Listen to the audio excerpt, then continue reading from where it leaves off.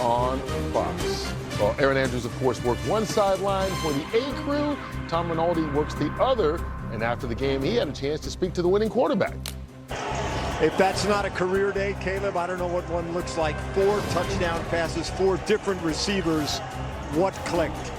Yeah, I think it's, I honestly think it's our hard work that we've been putting in as a group, as a collective, offense, defense, special teams. We know what we need to do. We just got to go out there and execute. And that's something we did today. I think defense had 4 turnovers. Offense, we had a bunch of touchdowns. And, special teams, they did their job with holding number 9 to, a super explosive player and things like that. So, everybody just doing their job, and we all clicked at one time. I have to ask you about the flea flicker. Yep. When it was tossed back to you, it seemed like it was in the air for 10 seconds till it reached you. Yep. What was going through your mind as you're waiting to catch that, then release it downfield? All week, I underthrew Luther all week. And so it was just understanding, just be able to get the ball out. I told Luther, just keep running. You won't outrun me in the game, and we did just that. It was fun. We had our cameras on your head coach. We're not sure we spied a smile the entire game. What will you share with him in the locker room here, his first win as a head coach? Yeah, obviously, we left a lot of points on the board, offense, defense, and so obviously he's going to be how he is about that. But I think it's a great win. Obviously, they're such a great team, explosive offense, and a bunch of great players on the defense, and obviously their special teams. So it's a great win for us. It's a start. The focus, like I said last week, is just going 1-0 each week, and we did that this week. And we're going to move on. We're going to enjoy in the locker room and go party in the locker room. But other than that, we'll move on. We've got about 24 hours. Appreciate you. Thanks for the time, Ken. Thank you. Pleasure.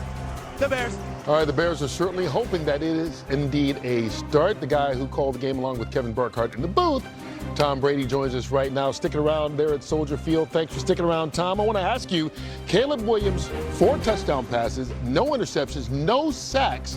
What made it work today for him, maybe unlike it has throughout his first year plus? Yeah, he played on time, in rhythm. Some of those explosive plays, like that flea flicker, blew me away because he obviously jumped, caught it one-handed, which was super athletic, and then drops a dime 65 yards in the air. So I think you see the potential, and the reality is now you just got to make that consistent over the course of the whole season. So played on time, in rhythm, found his guys. Ben Johnson delivered some, very characteristic Ben Johnson type offensive plays, guys wide open, and Caleb came through. Yeah, we saw Ben Johnson go to reverses, gadget this, gadget that. But this was actually, Tom, and correct me if I'm wrong, but Eberflus's defense for the Cowboys is rush 4, play zone. If you don't have a pass rush and you have a quality quarterback and great receivers, you're going to see these kind of results all year long. But confidence for a young quarterback, you've been there, I've been there, when you can have this kind of game at home after going 0-2, got to do wonders for your team, right? Yeah, well, they believe in you when you come through with these performances. 4 touchdowns, no picks, hits open guys, stands in the pocket, delivers throws under pressure. There's a lot of confidence. The whole team can really develop with Caleb and his style. And they had, a rough end of the season last year. You bring in Ben Johnson. All the hopes are high here in Chicago, and you get off to a slow 0-2 start. So they came home, they took care of business. Yeah, Dallas defense is definitely reeling. They're not great in the secondary right now. They've had a lot of injuries. They're not rushing the passer, but that's exactly what Chicago's offense needed to do to take advantage of it. Hey, Tom, Caleb has been under a great deal of scrutiny throughout the course of the season. I think it probably hit the apex last week, losing to Detroit in really disastrous fashion. You talked about in the preseason how complicated it is for a young quarterback to digest an entirely new offense.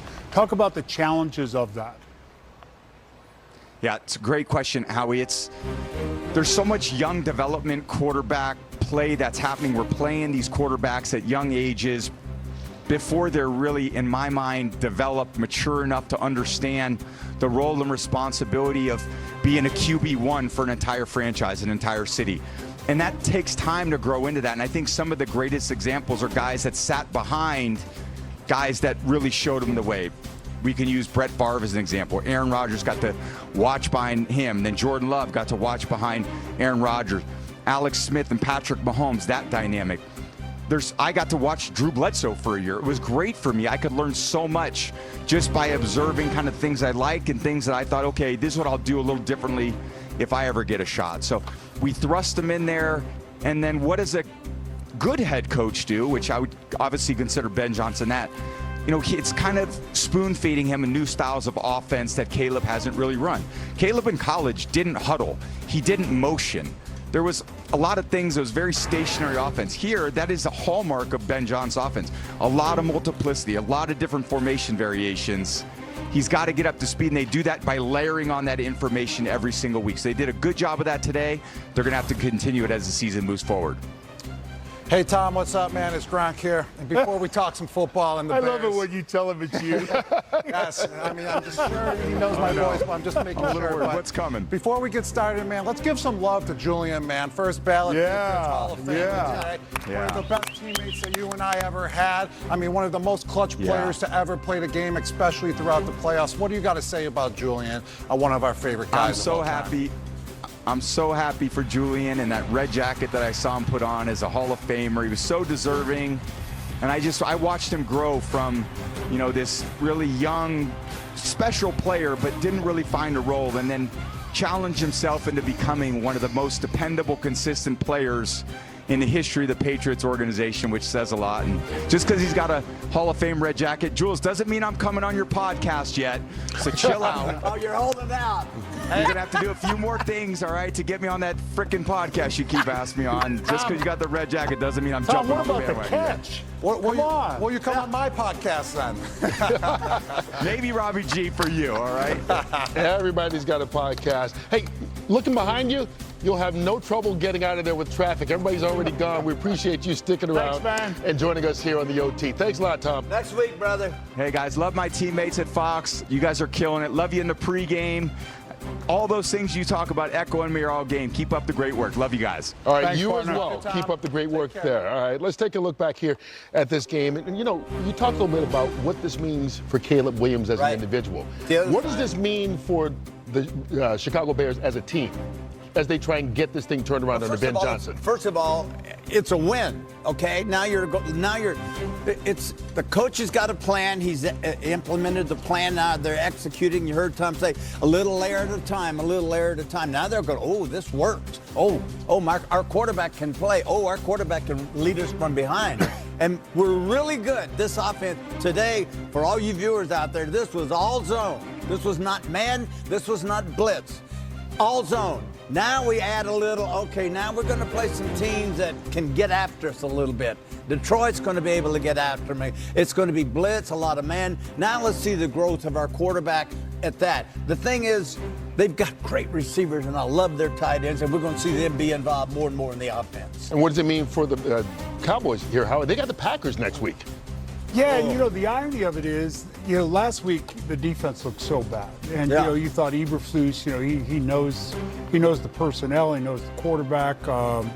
It really didn't matter, and all the talk this week was, there's no way we're going to give up the explosive plays, and sure enough, it was fireworks right off the bat, and for I think Chicago and Caleb Williams and particularly that team. You go to Detroit last week, you give up, 52 points. Yeah. And, it's a disaster. Right. It's divisional. It hurts. You got your butt whooped.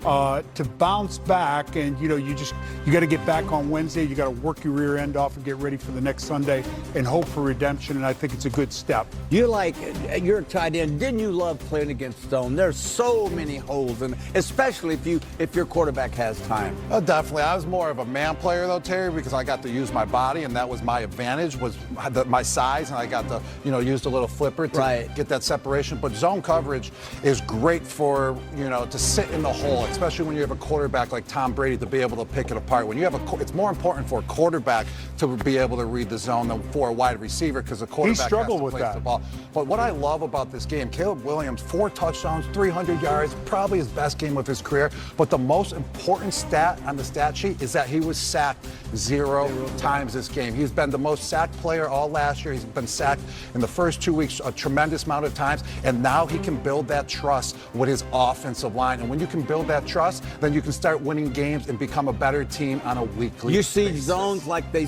layered short, shallow. Okay, that held the linebackers, and then their second layer of routes were 20 yards deep, so that gave him ample opportunity to drop it over to those big holes back there. I thought he was fantastic today, William. Hey, Gronk, I want to look at the Cowboys here. They're 1-2 right now. We talked already. They face the Packers next week.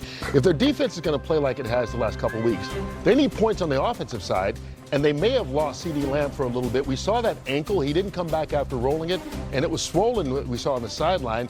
Can they manufacture enough points to be in games without CD if it's a while? I don't think so, especially going versus the Green Bay Packers defense. I mean, Dak's doing a great job of getting the ball up in the air and letting the receivers go and make plays, but CeeDee Lamb is that guy. That's who he needs out on the field to go up and make those plays and high point the